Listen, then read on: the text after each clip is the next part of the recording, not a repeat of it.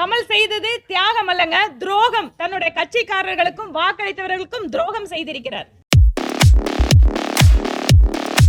அவருக்கு ஒரு அசைன்மெண்ட் கொடுத்தாங்க, முடிச்சிட்டாரு. அவரோட அசைன்மெண்ட்டுக்கு என்ன கொடுக்கணுமோ டெல்லியில கொடுத்துறாங்க, அவ்வளவுதான். அவரை நம்பி பின்னால போனவெல்லாம் தெருவில் நிக்கிறாங்க.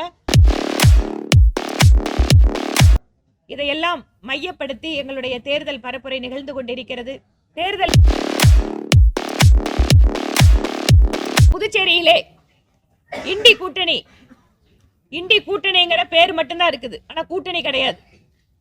எந்த அளவிற்கு காங்கிரசும் திராவிட முன்னேற்ற கழகமும் கம்யூனிஸ்டும் மக்களை ஏமாற்றிக் கொண்டிருக்கிறார்கள் என்பதற்கு புதுச்சேரி என்பது சிறந்த உதாரணம்.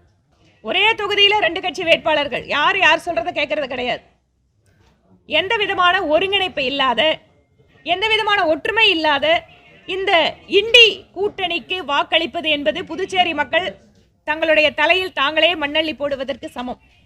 இந்த இண்டி கூட்டணியினுடைய அத்தனை வேட்பாளர்களையும் புறம் தள்ள வேண்டும்.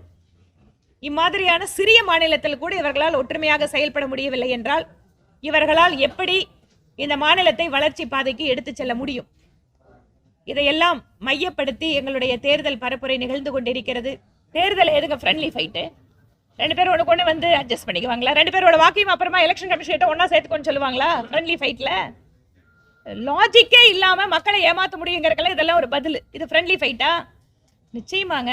இங்க திமுக காங்கிரஸ் பிரிஞ்சிருக்காருல்ல, சேர்ந்திருந்தாலே எங்களுக்கு தான் சாதகம். இதுல என்ன சந்தேகம்? அவருக்கு ஒரு அசைன்மெண்ட் கொடுத்தாங்க, முடிச்சிட்டாரு. அவரோட அசைன்மெண்ட்டுக்கு என்ன கொடுக்கணுமோ டெல்லியில கொடுத்துறாங்க, அவ்வளவுதான். அவரை நம்பி பின்னால போனவெல்லாம் தெருவில் நிக்கிறாங்க. அதாங்க, ஒரு கட்சி தலைவர் கட்சியை ஆரம்பிக்கிறாரு, ஆயிரக்கணக்கில் அவர் பின்னாடி போறாங்க. அந்த கட்சிக்கு லட்சக்கணக்கில் பணத்தை செலவு பண்றாங்க. கூட போய் நின்று 5 வருஷம் உழைச்சதுக்கு அப்புறம் அவர் மட்டும் எம்பி ஆயிட்டு கூட இருக்கிறவனெல்லாம் தியாகம் பண்ணுங்கிறாரு. இதுக்கு பேர் தியாகமா? கமல் செய்தது தியாகம் அல்லங்க, துரோகம். தன்னுடைய கட்சிக்காரர்களுக்கும் வாக்களித்தவர்களுக்கும் துரோகம் செய்திருக்கிறார். எப்படி பாக்குறதுங்க? புதுசா ஒரு கட்சி ஆரம்பிச்சிருக்காரு. கூட்டணினா என்ன, அரசியல் என்னன்னா இந்த தேர்தலை கத்துக்கிட்டோம்.